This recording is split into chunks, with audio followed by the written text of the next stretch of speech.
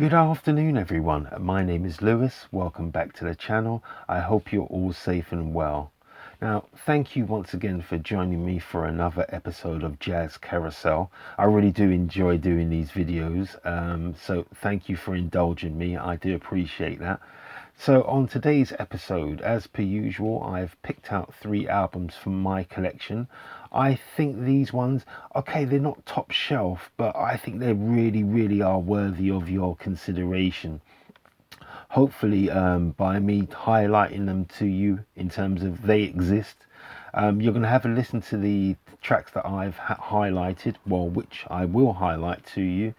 See what you think and see if it's going to fit in your personal collection. But I, for one, have no regrets with any of these albums I'm going to show you in this episode. So first out of the gate is a 1975 release, and it's a self-titled album by the Jan Simonson Quintet. There you go. I really like that cover. I know it's not original. I just think with the 5 individuals involved here, it really does work, and it puts a smile on my face. So yeah, definitely one of my favorite album covers. And like I said, it's not original, but I like it nonetheless. Particularly the image of this gentleman, who I will show you another screenshot of a bit later in the video. So yeah, really nice. Oh, good weight to the cover as well. This card here is phenomenal. Yes, the packaging, got really no complaints about it at all. So I found this to be an extremely pleasant journey through Norwegian jazz. Now, at the time of buying this album, I was starting to, take Scandinavian jazz more seriously. So this is probably an early example of one of my purchases in that particular genre, and hopefully over time I'm going to be introducing more to my collection, because I certainly love what they're doing out there. Not necessarily contemporary, but the body of work coming out of that region, for me, it just ticks all my boxes. So that's kind of like the background to why I've got this one. Yeah, so once it was brought to my attention, the existence of this album, and I had an initial listen to it, it's just like, golly, this is really good. How did I live my life without it? Hopefully you'll feel the same when when you look for this particular album on one of the streaming services yourselves. You'll see for yourself how good it is. Now, at the time of making this album, the 5 musicians were pretty much part-timers, and I find that astonishing, because the level of actual skill on display on this particular album is something to behold. Yeah, yeah, they're either, I quite like that kind of premise, because it was kind of like under promising yet over delivering. And I think this is what this album kind of left me with a feeling of. It was just a marvelous performance. So yeah, so one of my notes is that you just wouldn't think of them as part-timers, quite the opposite. And because the end result is that gorgeous, so yeah, I'm just reiterating what I'd said anyway, so sorry about that. There are some lovely original compositions to be found on this album, and it genuinely surprises me that this album isn't spoken about more widely in jazz circles. Perhaps it is, and it's just a case of me not doing enough research, but certainly, in the scheme of things, this is just, yeah, it's totally underrated. So that's partially why I wanted to bring it to your attention, because I feel that, this particular band, they deserve a bit more love. So yeah, give it a listen. So the tracks that I would recommend from this album would be Agnes, which is absolutely phenomenal, and that's an original composition. Afro Blue, which is the Mongo Santa Maria composition, but they do a lovely interpretation of it, so give that a listen as well. And thirdly, the track I would recommend would be Fire SJU or Fire Siju. Yeah, hopefully I've pronounced that correctly. Who knows? Any Scandinavian or Norwegians out there, if you wish to let me know how it's correctly pronounced, then please let me know in the comment section. The notables on this particular album are Thor Benediktsson, and he's on drums. That's that gentleman there. And Trond Mathiasson on sax, and I think it's this gentleman here. So yeah, marvelous job, gentlemen. Along with Jan Simonson himself, of course, you really did a lovely job.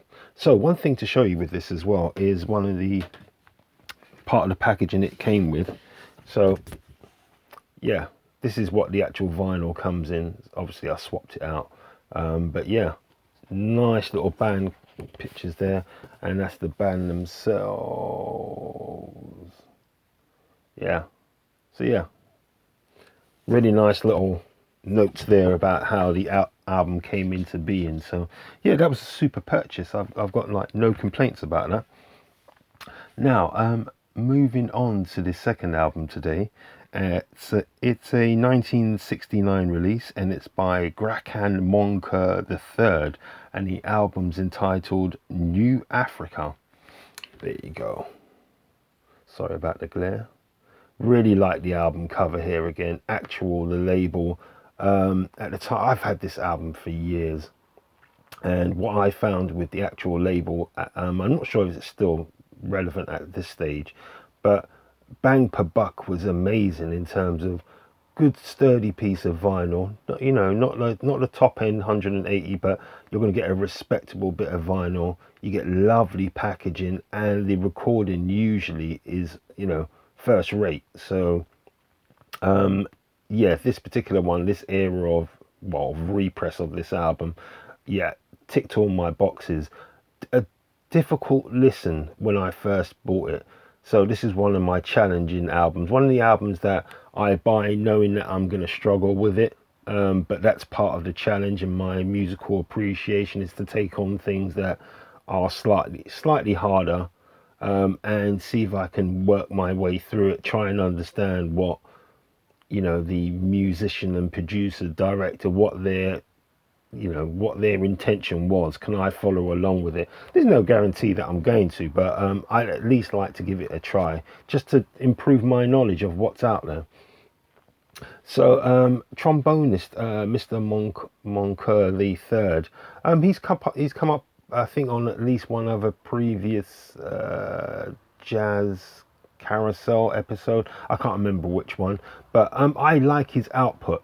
Now, there's not a lot of, I can only name a handful of trombonists, and this is in terms of my personal collection, he's obviously going to be in the top 10 of trombonists, but I don't put him on the same level as like a Dick Griffin or a Julian Priester. No, I don't think of him as, he's close to it, and there's probably people out there who say, oh, you're being silly. But in terms of the albums that I have, and what's really, you know, I've come to respect and, you know, think beyond just the, so yeah, the two artists I've mentioned, I think of their playing style, I think it's just above everybody else's. But that's not to say that other people aren't talented, and Mr. Monker definitely is.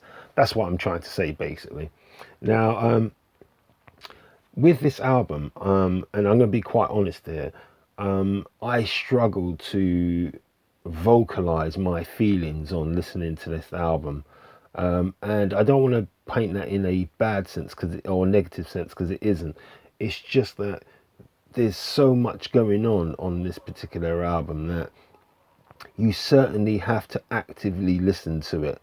You know, you can't be distracted by anything else, and that's a bit more of an effort from the listener's point of view. But you know, it's a nice challenge, and I'd say every one of us should, you know, attempt to broaden our horizons every now and again, change where the benchmark is for what you know, where your taste lies. Otherwise, you'd be listening to the same thing over and over again. So yeah. So I usually don't go in for the free jazz side of things. However, on this occasion, I found myself totally immersed in this piece.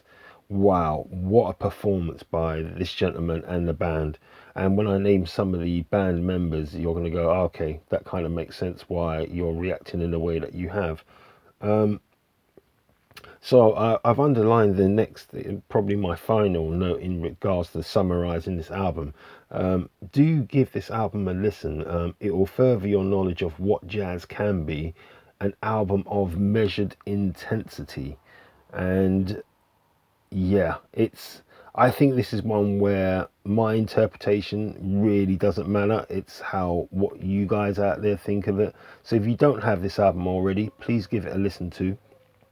The tracks that I would recommend, firstly, would be a track which I believe is a standout, and it's called When.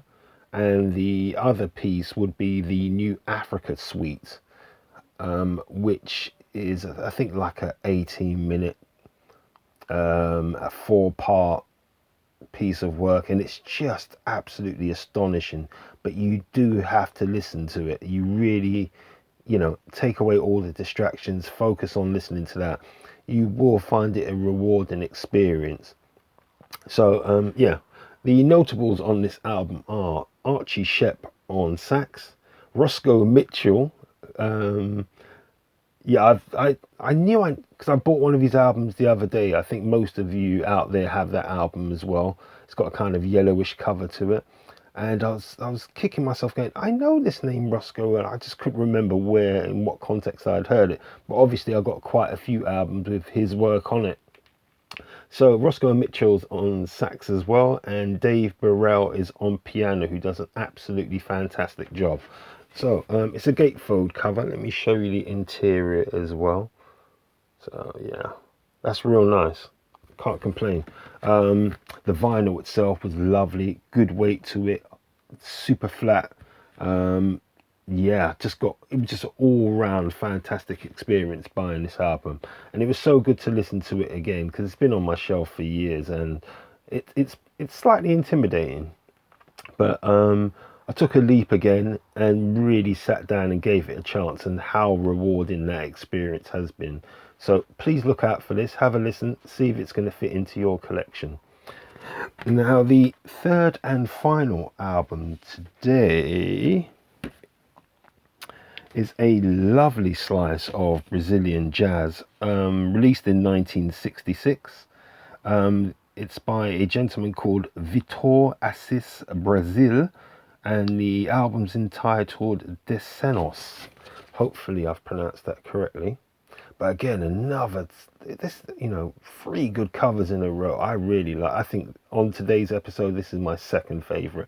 I love the dynamism of this one. It's kind of like moody. Yeah, I really do. Yeah, that's a good cover. Yeah, that's everything I would want as a bass line on a jazz album cover. Now, with this particular album, wow, make no mistake. On this album contains some mighty fine examples of high jazz. Now, yeah, why did I say mighty fine in a faux North American accent? That's where it took me to. Although it's Brazilian, it's kind of like listening to it changed my accent. That's how good it is. That's how good it is. Yeah, had a really, really, really enjoyable time with this album. It's a ridiculously intoxicating album, and I was left truly speechless by some of the compositions to be found on this album. For me, this is a wholly underrated affair, which should, without doubt, be given more prominence and respect than it actually receives. So that's a theme which happens in jazz quite often, and even on this episode, I think I'm quite confident that I've highlighted 3 albums today, some of which you may know, none of which you may know. But once you have a listen to it, you will kind of reevaluate how you place artists and albums in your pantheon of ultimate, jazz music, because this really should be up there. It's really that good. This is an album which would appeal not only to the hardcore jazz fan but the beginner also. So again, I don't say that about every jazz album, like the Grakan Monker, the New Africa. I wouldn't recommend that to a newbie in jazz. Not Nubian, but a new person to the the world of jazz music. It's just a little too difficult. Not to say that they can't do it, but it's kind of like it'll give you a skewed understanding of what's out there. Whereas this one has its it's multi-layered. Its level of sensitivity plus musicianship and just performance skill. It does that kind of very rare thing of being able to straddle different experience lines at the same time. Hopefully, I am talking English here. So the beginner, the intermediate, and the expert will all derive similar yet different levels of understanding of what they've heard on this particular album, and I've got to give them full props for it, because they make it appear simple, and that's a real skill in itself. It's not an easy thing to capture, so well done to all those involved. The tracks that I would recommend from this absolute gem is Naquela Bass, Eugenie. Oh my god, you can hear my inflection go up there.